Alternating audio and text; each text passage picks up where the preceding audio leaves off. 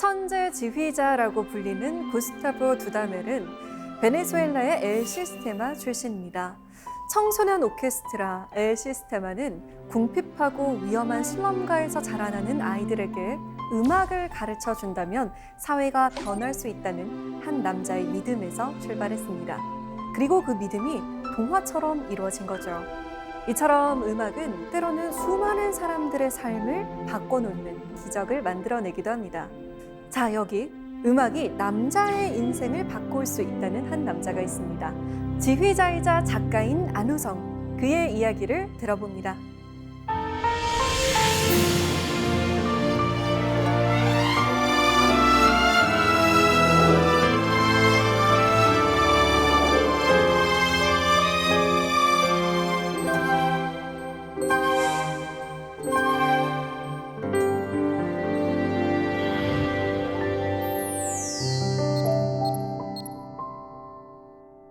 네, 지휘자님 안녕하세요. 네, 안녕하세요. 네, 반갑습니다. 요즘 남자 그리고 여자 이렇게 이슈가 굉장히 뜨거운데 왜 지휘자님께서 클래식이 남자의 인생을 바꿀 수 있다라고 말씀하신 건지 궁금해요. 특별히 남자나 여자를 위한 클래식이 따로 있는 건 아니고요. 네. 아무래도 제가 남자다 보니까 남자의 이야기야 남자의 문제에 조금 더 많은 공감을 하고 있는 것 같습니다. 제가 클래식 이야기를 통해서 남자들의 이런 문제들을 조금 좋은 쪽으로 이끌고 갈 수 있는 길라잡이가 될 수 있지 않을까 그렇게 생각해 봤습니다. 그러면 오늘 강연은 여자는 들으면 좀 이득이 없나요? 여성분들 충분히 들으셔도 되고요. 네. 어린 청소년들이나 젊은 친구들, 아이들 모두 들으셔도 좋습니다. 네, 사실 클래식 하면 좀 듣는 사람들이나 듣는 음악이다라는 편견을 가지고 있는데요. 오늘 저희가 쉽게 들을 수 있을까요? 네, 걱정 안 하셔도 되겠습니다. 알겠습니다. 네, 그러면 지휘자님의 안내에 따라서 클래식 세계에 한번 입문해 보도록 하겠습니다. 잘 부탁드립니다. 네.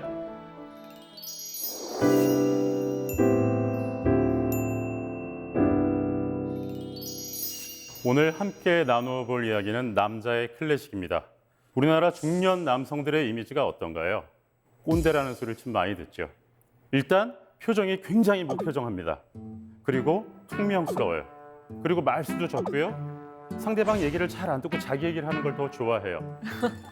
저는 대한민국의 남자들이 이런 꼰대 이미지를 얻은데 나름대로 이유를 찾아봤습니다. 어떤 사람들은 부족한 재력에서 온다고 생각하기도 하고 어떤 사람은 부족한 교양이나 지적 수준에서 온다고도 생각하는 것 같습니다. 근데 저는 그 이유를 감정 표현의 결여에서 찾고자 합니다. 우리 대한민국 남자들은 왜 이렇게 감정이 메말랐을까요? 제가 그럼 라떼는 말이야 한 번만 해볼게요. 저 어렸을 때만 하더라도 말을 배우자마자 바로 가장 먼저 배운 교육이 남자는 죽을 때까지 딱 3번만 우는 거야. 남자 그렇게 말 많이 하면 안 돼. 남자 그렇게 가벼워서 어디다 쓰니? 뭐 보통 이런 얘기를 듣고 자랐어요. 그래서 학창 시절이 되잖아요. 그럼 역시 그렇죠. 감정이 좀 풍부하거나 감수성이 예민하면 친구들한테 놀림거리가 되기 딱 좋았습니다. 그렇게 군대를 가죠. 제가 군대에서 가장 많이 혼난 일이 뭔지 아세요? 웃냐? 좋냐? 자기 감정을 참고 살아야 돼. 꾹꾹 이렇게 참고 사는 생활을 보면 남성들을 좀 대변해서 지금 과장해서 얘기해 보면 이렇게 감정이 메마른 것도 충분히 저는 이해가 가고도 남습니다. 그래서 저는 남자들이 좀 음악을 많이 들었으면 좋겠습니다. 왜냐하면 음악은 메마른 마음이나 딱딱하게 굳어버린 감정을 촉촉하게 적셔주기도 하고 부드럽게 주물러 주기도 합니다. 자, 그러면 오늘은 저와 함께 음악가와 음악에서 비롯한 감정 수업을 해보도록 하겠습니다.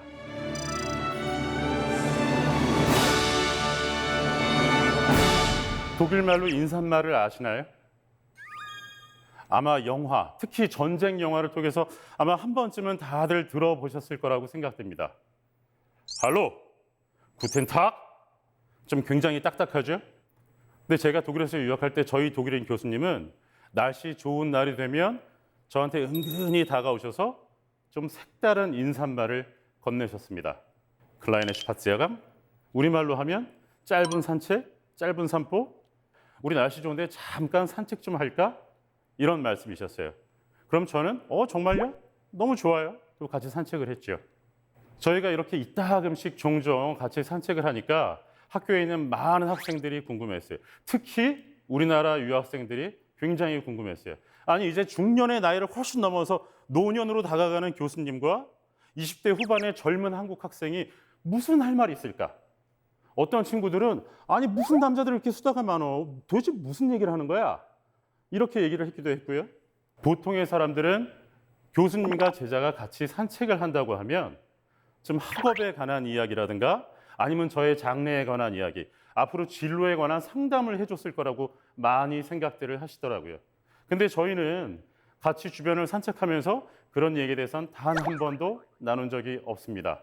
저희 학교 뒤에는 슈바르츠발트, 숲이 너무 울창해서 안에 들어가면 환한 대낮에도 빛이 안 보인다고 해서 흑림이라고 이름이 붙여진 아주 울창한 숲을 뒷 배경으로 하고 있었어요. 그럼 그 슈바르츠발트 산을 보면서 숲을 보면서 저기 오른쪽 뒤에 있는 저쪽들 나무 보여? 지난주랑 색깔이 정말 다르지 않아? 저런 걸 한국 사람들은 뭐라고 표현하니? 나는 이렇게 나이가 많은데도 아직까지 저 판타스틱한 색깔을 독일 말로 뭐라고 표현할지 잘 모르겠어. 보통 이런 얘기를 나눴어요. 그리고 계절이 바뀔 때마다 나는 바람의 냄새에 대해서도 얘기했고요.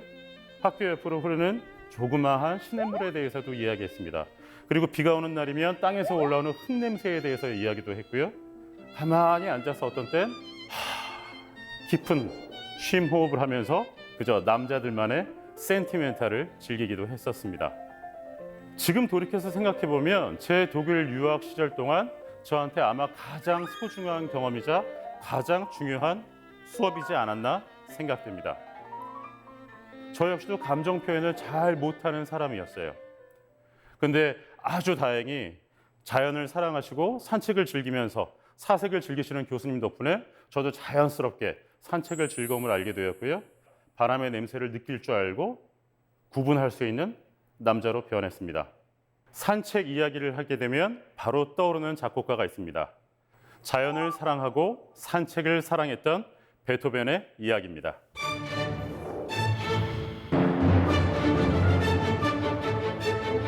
30살 무렵이 되자 베토벤은 의사로부터 청청병력 같은 소식을 듣게 됩니다. 바로 베토벤의 귓병에 관한 이야기였죠. 베토벤의 청력은 점점 나빠져서 자칫하면 앞으로 청력을 완전히 잃어버릴 수도 있게 됐다는 끔찍한 진단이었습니다. 그래서 그 진단을 듣자마자 베토벤은 당장 짐을 싸서 이 복잡한 도심을 떠나 윈 근교의 하일리겐슈타트라는 도시로 떠나게 됩니다. 그곳에서 베토벤의 하루의 일과는 이랬습니다. 오후까지는요 계속 작곡에 몰두했고요. 잠시 점심을 먹은 뒤부턴 산책을 나갔습니다. 그렇게 베토벤은 하루도 빼지 않고 오후 2시부터 산책을 했습니다. 비가 오건 눈이 오건 우산이나 모자도 쓰지 않은 채 매일 그렇게 숲길을 걸었습니다. 그러다가 갑자기 영감이 떠오르기라도 하면 안주머니에서 오선지 노트를 꺼내서 그 자리에서 바로 노트에 메모하곤 했었습니다. 음악가가 청력을 잃는다는 건 어떤 의미일까요? 아마 작곡을 업으로 하는 베토벤에겐 사형 선고와도 다름없었을 겁니다. 이렇게 절망의 끝에 있었던 시기에 베토벤은 죽고 싶다는 이야기 대신 행복하다고 고백합니다. 바로 산책을 통한 자연에서 다시 절망을 딛고 일어설 수 있는 힘을 얻게 되었기 때문이죠.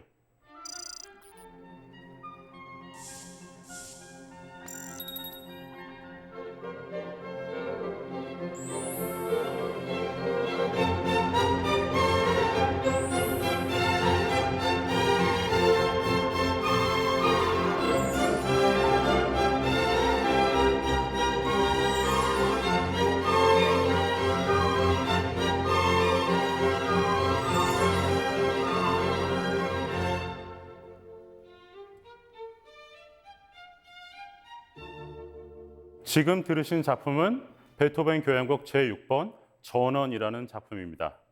그 중에 제1악장 시골에 도착했을 때의 유쾌한 기분을 나타냅니다. 어떠셨나요?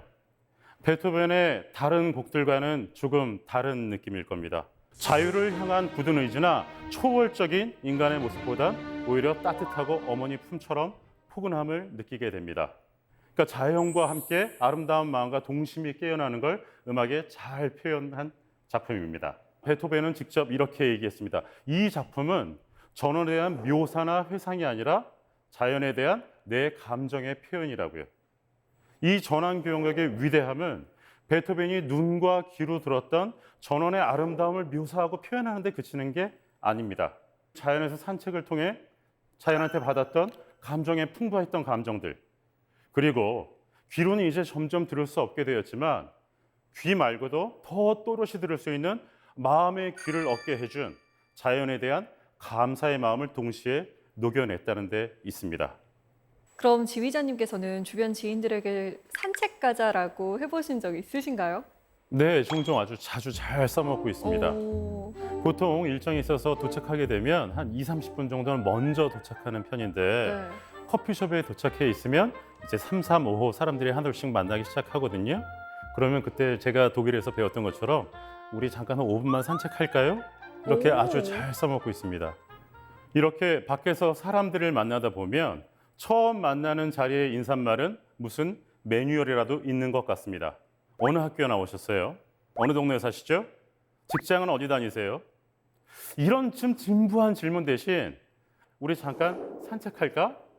라든가 동네에서 자주 마주치는 이웃에게 우리 같이 동네 한 바퀴 산책할까요? 조금 부끄러울 수도 있겠지만 좀 마음을 활짝 열어서 친절한 미소와 함께 인사를 건네본다면 아마 충분히 상대방과 감정에 대해서 나눌 수 있고 상대방의 감정을 살필 수 있는 대화를 할 수 있지 않을까 생각됩니다. 제 독일 유학 시절 이야기를 하나 더 들려드릴까 합니다. 보통 음대 수업은요, 특히 전공 수업은 1대1 레슨으로 이루어집니다. 그런데 한국과 독일의 수업 방식은 전혀 달라요. 저 역시 여러분도 많이 들으셨던 것처럼 도제식 교육을 받고 자란 학생이었습니다. 선생님이 저한테 무언가를 지시하시면 저는 잔뜩 긴장해서 열심히 따라하죠. 그리고 선생님이 오케이 사인하면 저도 만족했어요. 아주 공손하고 훌륭한 학생이었어요.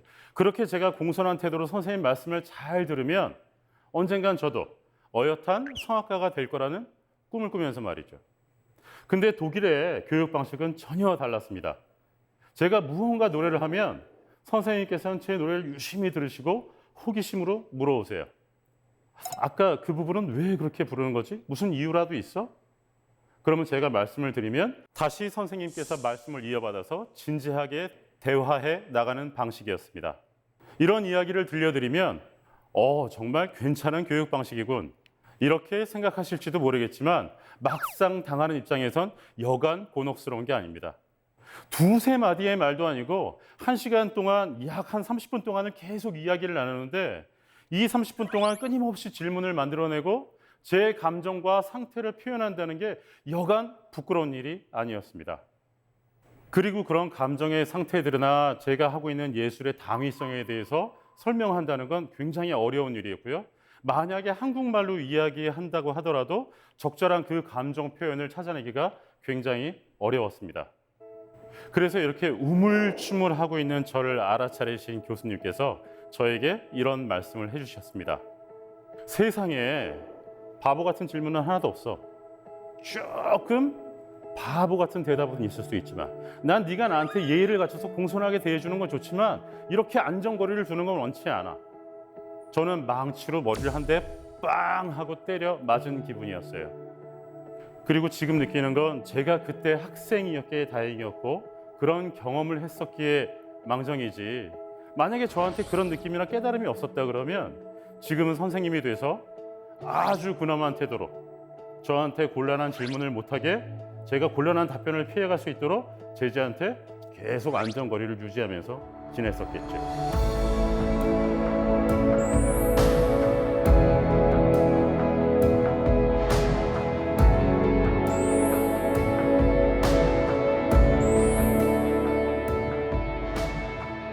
이번에 소개시켜드릴 작곡가는 모범생과는 전혀 거리가 먼 말 안 듣는 학생, 프랑스 인상주의의 작곡가 클로드 드뷔시입니다. 드뷔시는 피아노에 굉장히 재능이 많은 소년이었어요. 평생 어렸을 때 피아노를 일찍 접해본 것도 아니었는데 8살에 우연히 접한 피아노를 겨우 단 1년만 레슨받고 프랑스 음악의 본진인 파리 음악원에 입학하게 됩니다. 그것도 까르멘을 작곡한 비제 같은 위대한 작곡가를 길러낸 위대한 스승 마리 몽테르에게 사사받으면서 말이죠. 그리고 겨우 입학한 지 1년 만엔 그 어려운 쇼팽의 피아노 협주곡을 협연할 정도로 굉장히 훌륭한 피아노 수준을 갖추게 됩니다. 그런데 피아노에 대한 이렇게 뛰어난 재능에도 불구하고 드뷔시는 그렇게 피아노를 열심히 공부한 학생이 아니었어요. 선생님이 모차르트나 하이든의 곡을 숙제로 내어주면 자기 마음대로 현악사 중주로 편곡해서 피아노를 친다거나 연습곡에 뜬금없이 앞에 프렐류드, 전주곡을 갖다 붙여서 작곡하는 그런 방식이었어요. 그리고 토시 하나 틀려서는 안 되는 바흐의 바로크 음악도 낭만주의 음악풍으로 자기의 감정을 잔뜩 실어서 연주하곤 했었습니다. 한마디로 피아노과 전공생이라면 하지 말아야 될 짓만 골라서 했던 거죠. 드뷔시는 이전에 수업에서 배웠던 화성학의 조합을 별로 좋아하지 않았어요. 그 대신에 어디서 한 번도 듣도 보지도 못한 요상하고 괴랄할 화성들을 만들어내기 시작했죠. 그리고 자기만의 방식으로 전개시키고 계속 쌓아가고 붙여나갑니다. 하지만 이때부터 드뷔시 인상주의 음악의 작품은 자기의 색깔을 점점 나타내기 시작합니다.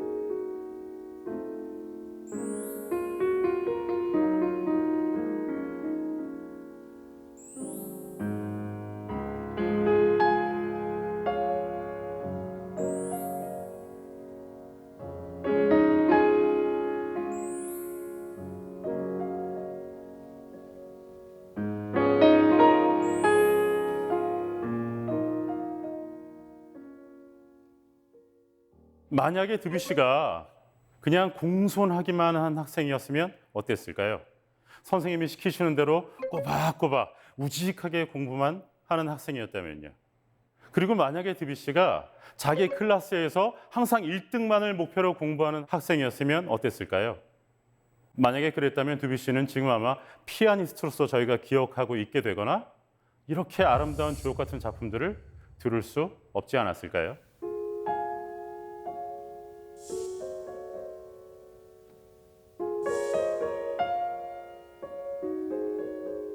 혹시 슈베르트 좋아하시나요? 네, 좋아합니다. 어쩐지 음악을 들으면 좀 기분도 좋아지고 좀 마음도 편안해지고 그런 것 같아요. 그럼 혹시 슈베르트가 어떤 삶을 살았는지도 알고 계세요? 아니요, 그거까지는 잘 모르겠는데요. 어떤 삶을 살았나요? 자신의 음악과 좀 비슷한 삶을 살았나요? 어땠나요? 아마 음악 역사상, 음악사 전체를 통틀어서 가장 궁핍하고 가장 불쌍한 가여운 삶을 산 작곡가가 아닌가 생각됩니다. 슈베르트는 살아생전에 이름을 알린 작곡가가 아니었어요. 아주 짧은 생을 살다 갔는데 겨우 31살의 나이로 세상을 떠났습니다. 이 31살을 사는 동안 슈베르트는 늘 배고팠어요. 평생 번듯한 직장을 가져본 적이 단 한 번도 없습니다. 그나마 단 한 번 가졌던 일자리가 자기 아버지가 교장 선생님으로 계시는 초등학교의 교사, 그것도 음악 보조 교사가 전부였습니다. 그렇기 때문에 평생 궁핍한 삶을 살았을 수밖에 없었죠. 그래서 친구를 만나면 첫 인사가 항상 나 배고파였다고 합니다. 저희가 그림에서 보는 슈베르트는 좀 예술가처럼 잘생겼죠. 이렇게 동그란 안경을 쓰고 있고 옷도 꽤 멋진 양복을 입고 있습니다. 하지만 실제 슈베르트는 옷도 안 빨아입을 정도로 아주 행색이 나빴다고 그래요. 그리고 키는 겨우 152cm. 게다가 몸은 굉장히 뚱뚱한 뚱보였습니다. 이런 생활고와 외로움 때문이었을까요? 젊은 나이에 몸도 굉장히 망가진 상태였어요. 그래서 이 배고픔과 외로움에 지쳐 쓰러져 잠이 들 때에도 내일 아침 깨어나지 않도록 매일매일 기도했습니다.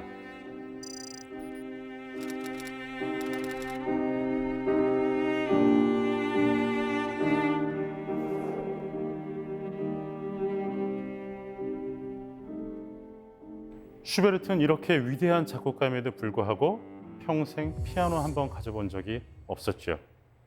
지금도 슈베르트의 많은 작품들을 보면 피아노로 연주하기 굉장히 까다로운 곡들이 많다는 걸 알 수 있습니다. 그 이유를 찾아보면 아마 슈베르트가 기타로 작곡해서 그렇지 않았나.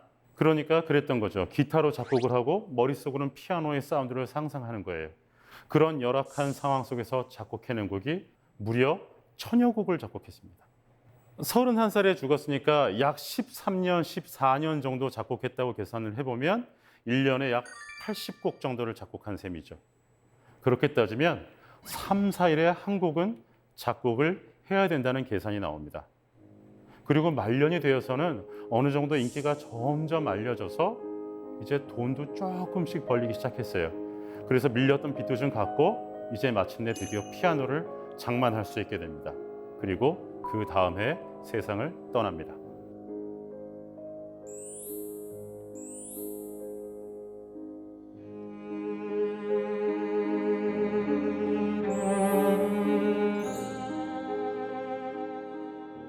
겨울나그네는 24개의 아름다운 가곡으로 이루어진 연가곡집입니다.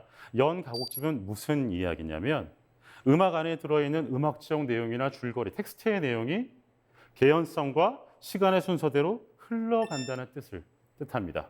한마디로 줄거리가 이어진다는 이야기죠. 이방인으로 와서 이방인으로 떠나간다는 가사로 시작하는 겨울나그네는 상당히 비극적인 정조로 가득한 노래입니다. 사랑의 상처와 시련으로 이제 원치 않는 여행길을 떠나야 되는 한 청년이 있습니다. 이 청년은 좀 있다가 봄이 되면 가도 되고 아니면 당장 내일 하루라도 더 잠을 자고 기다려서 내일 아침에 떠나도 될 것을 굳이 깜깜한 밤의 여행을 떠납니다. 그것도 사람이 다니는 길이 아니라 야생 동물의 발자국을 보고 말이죠. 달빛에 의지하면서요.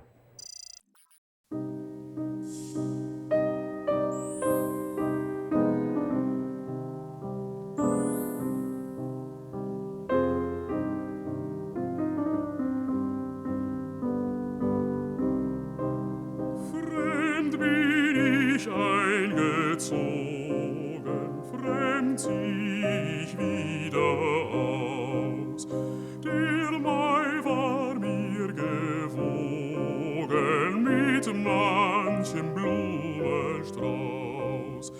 Das Mädchen sprach von Liebe, die Mutter gar von Ehe. Das Mädchen sprach von Liebe, die Mutter gar von Ehe. 자, 남성분들 괴롭거나 외로우실 때 어떻게 하시죠? 혹시 나는 괜찮아 하고 더 센 척하지는 않으시나요? 아니면 애써 나오는 음료를 먹으면서 속으로 혼자 울면서 아파하지는 않으시나요? 저는 그런 분들께 슈베르트의 겨울 나그네를 들으면서 같이 울라고 권해드리고 싶습니다. 슈베르트의 겨울 나그네는 단순히 쓸쓸한 미학에 그치는 것이 아니라 저희의 아픔과 절망과 슬픔을 치유해주는 힘을 갖고 있습니다. 슬픈 선율은 몸을 굽이굽이 휘 돌아서요. 저희 가슴속에 있던 절망이나 아픔을 덜어내주고 씻어주기도 합니다. 잘 가꾸어진 정원보다 들판에 핀 들꽃이 그리고 아름답게 끝나는 러브스토리보다 시련의 아픔의 이야기에 더 눈길이 가는 건 저렇게 가장 낮은 곳에 가장 보잘것없는 곳에 발견한 순수함은 치유의 힘을 갖기 때문입니다. 우울하고 슬플 때, 고독하다고 느낄 때 밝아지려면 밝아지려고 할수록 오히려 더 슬픔은 옥죄어 오기 시작합니다. 그럴 때 이렇게 치유하는 클래식을 음악을 들으면서 힐링을 해보시는 건 어떨까요?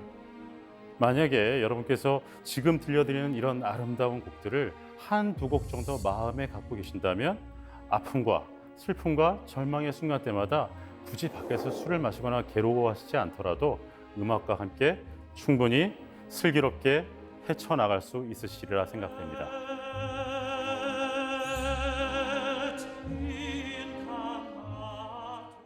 지금은 공연장이나 방송에서 반주자 이름을 쉽게 듣고 보게 됩니다. 예를 들어보죠. 연주회 포스터에 가면 지휘자 바로 옆에 가장 중요한 자리에 반주자의 사진이 있고 밑에 이름이 반듯하게 적혀 있습니다. 클래식 FM을 들어보면 어떤가요? 이어서 들으실 곡은 소프라노의 홍길순, 반주엔 피아노 홍길동입니다. 이런 멘트를 종종 들을 수 있게 됩니다. 하지만 전에는 반주자의 이름을 우리는 알 수 없었어요. 어떻게 했냐면 그저 with piano accompaniment, 익명의 반주자, 그냥 피아노 반주, 이게 전부였어요. 왜 그랬냐면 피아노 반주자는 독주 연주자로서의 실력이 좀 부족해서 솔리스트가 될 수 없었던 조금 실력이 떨어지는 피아니스트, 이런 생각이 있었기 때문이에요. 이런 편견을 뒤집는 사건이 일어나게 됩니다. 1930년대 러시아의 굉장히 유명한 키프니스에 대한 일화인데요. 자기의 앨범이 나오자마자 키프니스는 노발대발하게 됩니다. 이유가 뭐였냐면요. 자신의 앨범 밑에 피아노 제랄드 무어가 인쇄되어 있었기 때문이죠. 이런 반주자에 대한 편견을 깬 최초의 전문 반주자, 영국의 피아니스트 제랄드 무어입니다.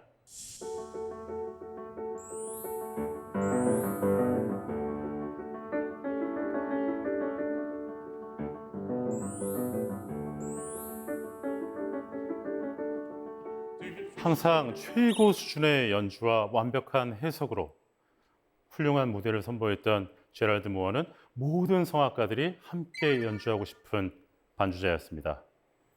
그리고 그 사람이 남긴 명연주, 명음반들은 그 수를 다 헤아릴 수 없을 만큼 방대하기도 하죠.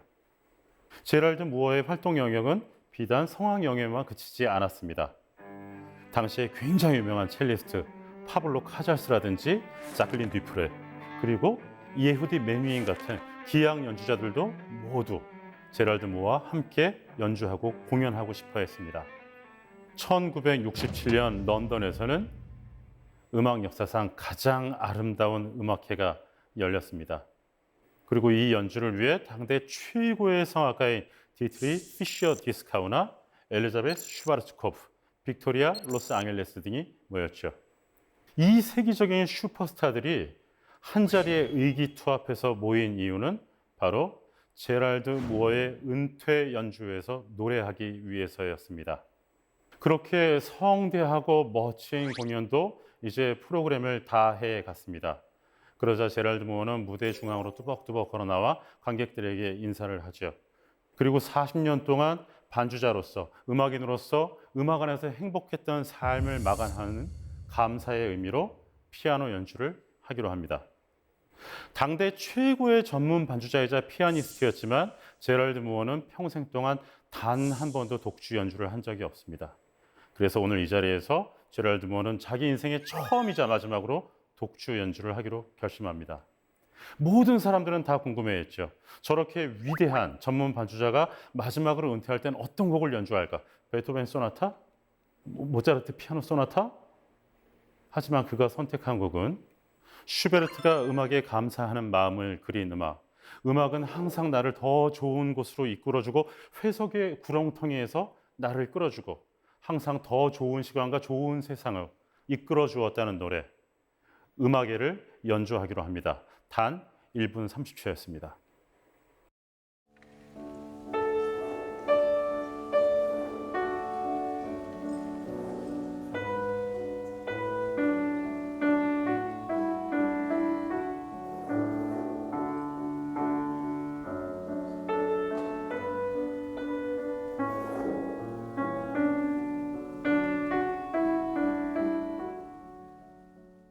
이렇게 제랄드 무어는 평생 동안 약 40년이라는 시간 동안 자신을 음악 안에서 살게 해준 무대와 음악에게 감사의 인사로 자신의 커리어를 마쳤습니다.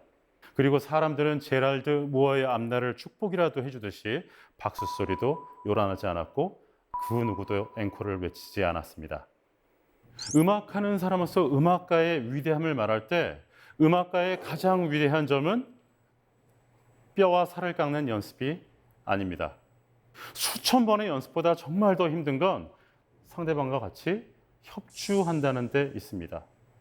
같이 협주를 한다는 건 나와 같이 하는 파트너에 대해서도 충분히 공부해야 되고 연구해야 되고 아주 세심한 감정 하나하나까지 캐치할 수 있어야 됩니다. 그리고 그렇게 할 수 있는 유일한 방법은 내가 언제든지 상대방에 맞출 수 있도록 내 마음을 살짝 무른 상태로 만들어두는 것이죠. 은퇴 연주회에서 고백하길 제랄드 무어는 이렇게 얘기했습니다. 나는 종종 내가 반주자로서의 전통적인 태도인 조심성을 잃어버리고 너무 크게 연주하지 않나 늘 걱정되었다고 고백했습니다. 꼰대의 가장 큰 특징 중에 하나가 남의 이야기를 잘 안 듣는 거죠. 그리고 목소리가 아주 크다는 데 있죠. 제랄드 무어를 보면서 이런 소통의 미학을 느껴보게 됩니다. 항상 남들보다 목소리를 크게 내세우기보단 오히려 자신의 목소리를 주면서 남의 이야기를 더 많이 들어주는 것이 인생에 있어서도 아름다운 협주를 만들어내갈 수 있는 비법이 아닌가 생각해 보게 됩니다.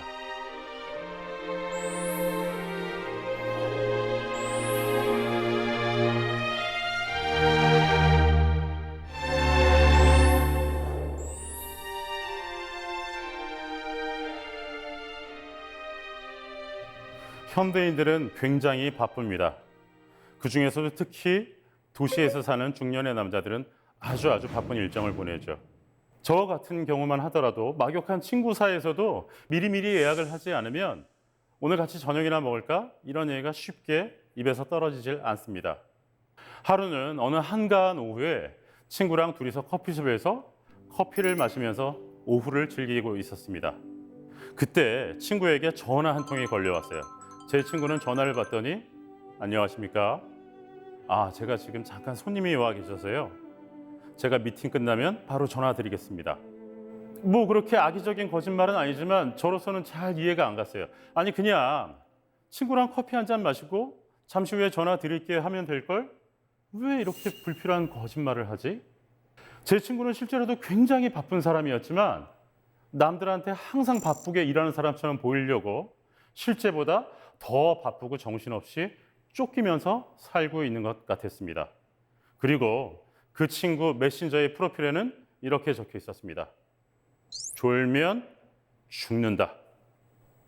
이쯤 되면 한번 좀 심각하게 생각해 봐야 하는 거 아닐까요? 왜 중년의 남자들은 바쁘지 않으면 불안해할까요? 왜 언제부터 이렇게 바쁜 삶이 남자들의 미덕이 된 걸까요? 이번에 들려드릴 이야기는 프랑스 최고의 작곡가이자 프랑스 최고의 오르가니스트 까미유 생상스입니다.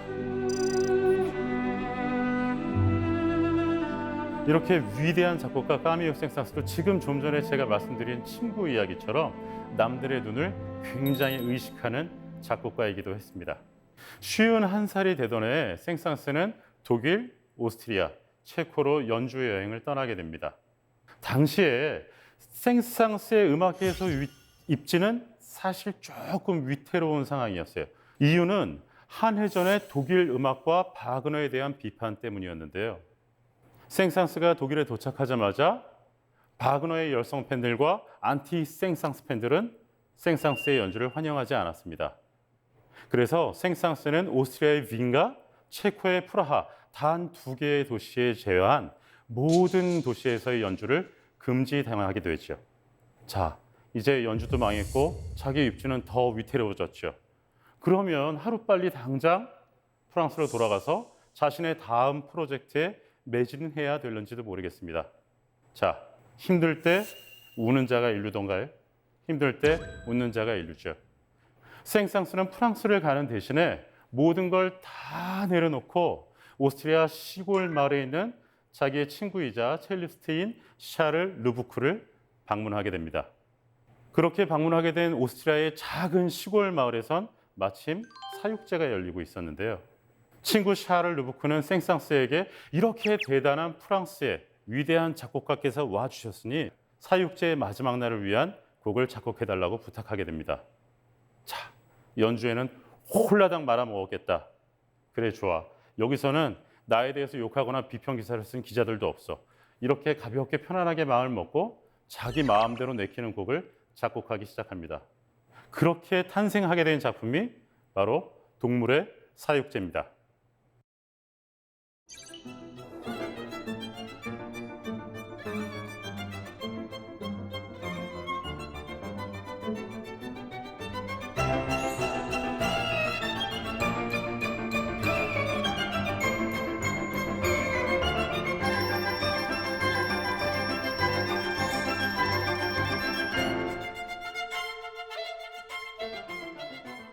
동물의 사육제에서 사육제는 카니발을 의미합니다. 그리고 카니발은 축제를 의미하죠.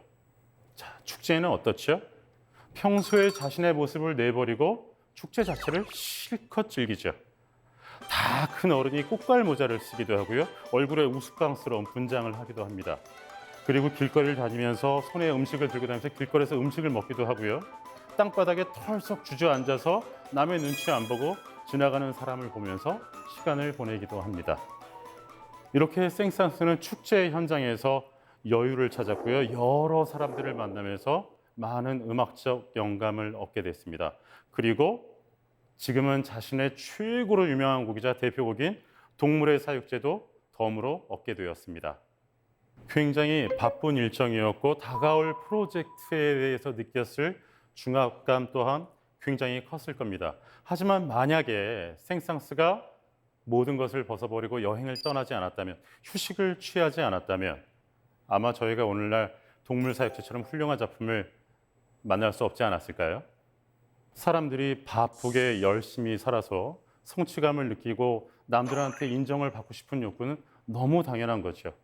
아마 제 친구의 메신저에 있었던 프로필, 졸면 죽는다의 의미의 함의도 아마 내가 사랑하는 일에 계속 가슴 뛰게 해달라는 다짐이자 기도였을 것 같습니다. 하지만 조금 바꿔서 생각해 보면 어떨까요? 생상스처럼 말이죠. 졸면 죽는다 대신 못 놀면 죽는다라고요. 저희가 궁극적으로 쫓는 인생의 행복의 목표는 그저 시간에 쫓기는 바쁜 삶이 아니라 여유롭게 즐기는 삶이 아닐까요?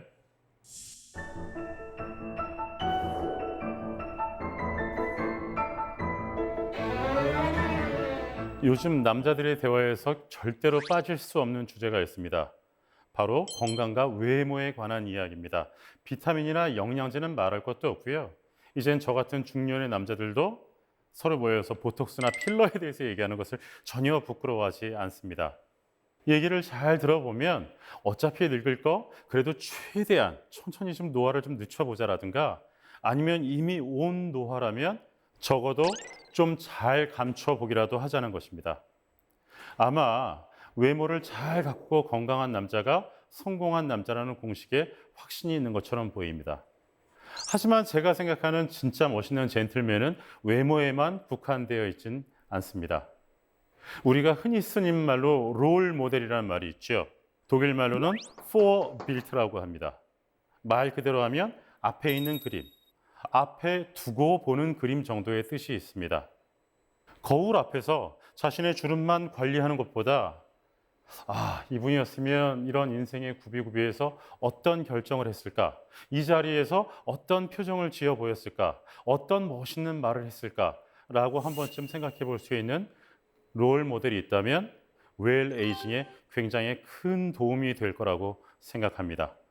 자, 여기 웰 에이징이 무엇인지, 어떻게 사는 것이 멋진 인생이고 어떻게 늙어가는 것이 진정 멋있게 늙는 것인지 몸소 보여준 음악가가 있습니다. 바로 첼로의 성자 파블로 카잘스입니다. 13살의 어린 파블로 카잘스는 바르셀로나 부두가에 있는 한 헌책방을 들리게 됩니다. 그리고 그곳에서 저 한 구석에 놓여있는 악보 한 뭉치를 발견하게 되죠. 나중에 카잘스의 말에 따르면 카잘스는 이 순간을 이렇게 기억합니다. 그 경험은 나에게 마치 마법처럼 신비한 경험이었다고요. 그렇게 알 수 없는 마술 같은 힘에 이끌려서 소년 카잘스는 악보를 사게 되고 가슴에 품에 안고 집으로 곧장 뛰어가게 됩니다. 그렇게 악보를 발견한 카잘스는 하루도 빼지 않고 매일매일 이 작품을 연습했습니다. 그렇게 12년의 세월이 지나고 파블로 카잘스가 25살이 되던 해 드디어 첫 번째 공개 연주회를 하게 됩니다. 그리고 그로부터 또 35년이 지난 후 카잘스가 60세가 되어서야 첫 음반 레코딩을 하게 됩니다. 이렇게 나오게 된 작품이 바흐의 첼로 무반주 모음곡입니다.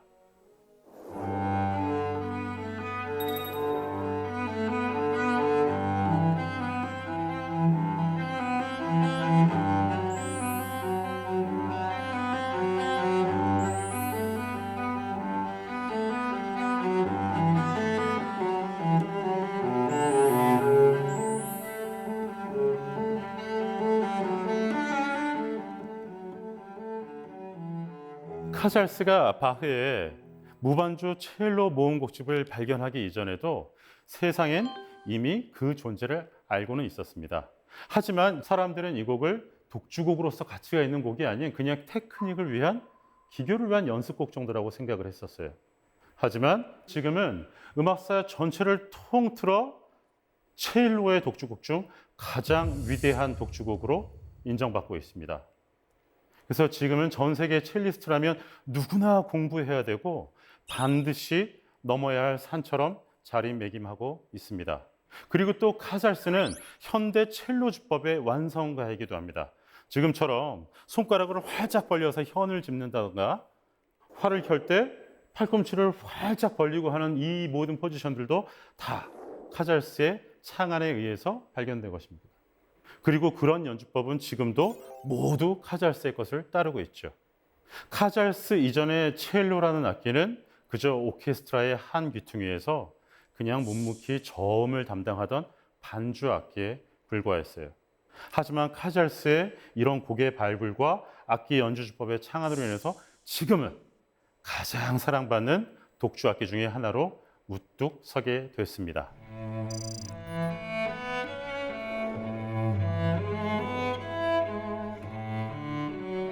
한 기자가 첼로의 성자 카잘스에게 이런 질문을 던졌습니다. 선생님은 첼로의 성자로 불리우시면서 이미 세계 최고의 첼리스트이십니다. 그런데도 하루도 빼지 않고 매일 6시간씩 연습하시는 이유가 무엇입니까? 카잘스는 화를 내려놓고 이렇게 말했습니다. 왜냐하면 나는 지금도 매일 조금씩 좋아지는 걸 느끼기 때문이지. 이때 카잘스 나이 95세였습니다. 카잘스는 한 음악가로서뿐만 아니라 한 인간으로서 어떤 삶의 태도를 갖고 살아야지 보여준 매우 좋은 전형이라고 생각합니다.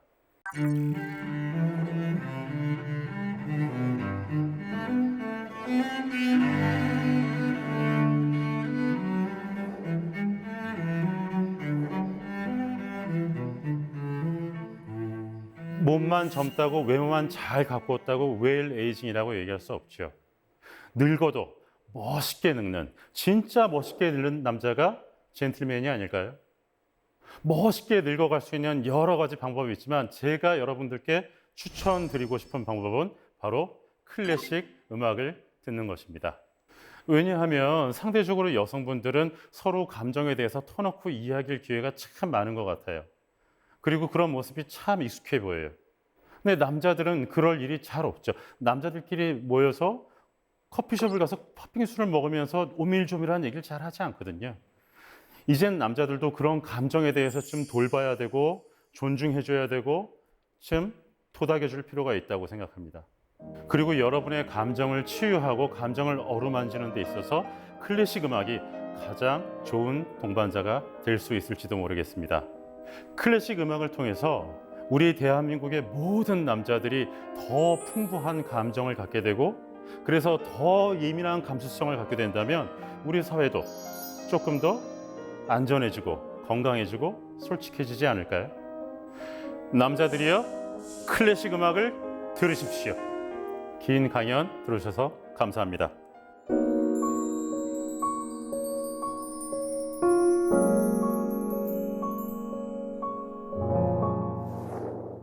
네, 강연 정말 잘 들었습니다.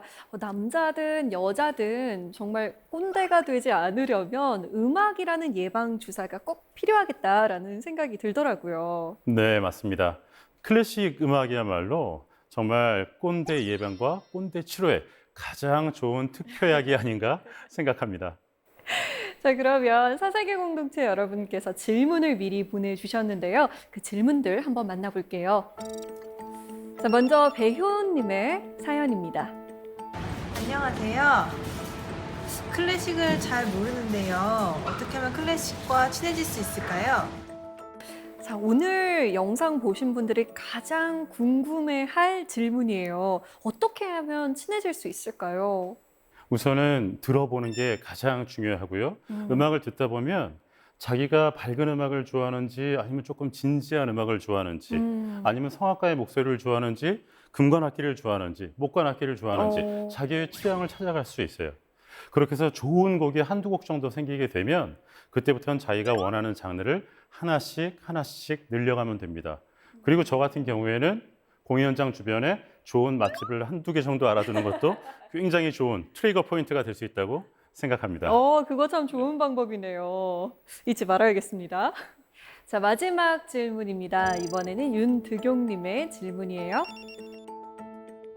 모차르트나 베토벤처럼 잘 알려진 음악가 이외에도 우리가 잘은 모르지만 꼭 추천해주고 싶은 음악가와 음악은 무엇이 있을까요? 이거 정말 궁금하네요. 누가 있을까요? 우리나라 출신 음악가 중에도 굉장히 훌륭한 분들이 여럿 계시지만 네. 그중에 20세기를 대표할 만한 가장 훌륭한 작곡가이시지만 의외로 또 우리 국민들은 모르는 작곡가 선생님이 계시거든요. 누구세요? 바로 윤희상 선생님이십니다. 그리고 제가 추천드리고 싶은 곡은 윤희상 선생님의 피리라는 작품인데요. 네. 여기서 피리는 오보에라는 악기를 뜻합니다. 그러니까 한국인 최초로 아시아인, 동양인 최초로 동양의 음악을 서양 음악에 접목시키신 분이시죠. 그리고 듣는 순간 한국의 가락이다라가 떠오르실 만큼 우리나라 음색이나 가락의 선율이 굉장히 짙습니다.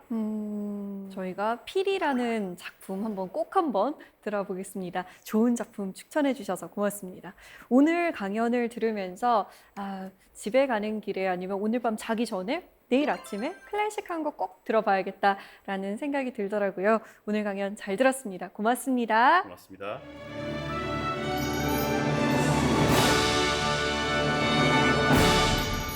비대면 사회가 되면서 일상을 지배하는 스마트폰의 위력이 점점 더 세지고 있습니다. 오늘 하루만큼은 디지털 공해에서 좀 벗어나고 싶다. 무인도에서 홀로 자유를 누렸을 로빈슨 크루소가 부럽다 하시는 분들, 생각보다 쉬운 방법이 하나 있습니다. 바로 스마트폰 전원을 끄는 겁니다. 아마 무인도가 따로 필요 없을걸요? 대신에 클래식곡 음악을 한 곡 찾아서 들어보는 건 어떨까요? 다시 전원을 켰을 때는 조금 더 마음이 말랑말랑해졌을 겁니다. 사세계 공동체 스미다. 저희는 다음 시간에 찾아오겠습니다.